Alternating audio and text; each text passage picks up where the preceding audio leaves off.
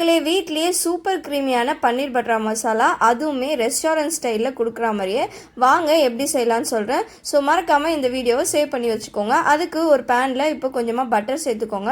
Butter நல்லா melt ஆனதும் இது கூட ஒரு மீடியம் சைஸ் வெங்காயம் சேர்த்து நல்லா கண்ணாடி பதத்துக்கு வதக்கிக்கோங்க. இது கூடவே 2 மீடியம் சைஸ் தக்காளி ஆட் பண்ணி அது கூடவே காரத்துக்கு ஏற்ற மாதிரி காஷ்மீரி மிளகா ஆட் பண்ணிக்கோங்க. என்கிட்ட காஷ்மீரி மிளகா கம்மியாக இருக்குது. அது கூட கொஞ்சம் காஷ்மீரி மிளகா தூளும் கொஞ்சமாக முந்திரி பருப்பு ஆட் பண்ணிக்கோங்க. இதுக்கு முக்கியமாக அந்த கலர் கொடுக்குறதே பார்த்தீங்கன்னா காஷ்மீரி மிளகா தான். ஸோ கண்டிப்பாக காஷ்மீரி மிளகா தான் ஆட் பண்ணு. உப்பு சேர்த்துட்டு நல்லா தக்காளி இந்த அளவுக்கு குழஞ்சதும் இப்போ ஒரு பிளெண்டர் ஜாரில் ஆட் பண்ணி நல்லா ஃபைன் பேஸ்ட்டாக அரைச்சி எடுத்துக்கோங்க.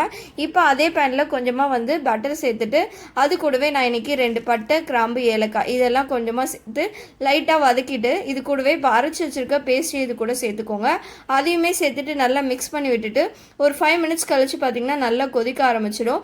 இப்போ இந்த கிரேவியில் நம்ம இப்போ கட் பண்ணி வச்சுருக்க பன்னீர் ஆட் பண்ணிக்கலாம்.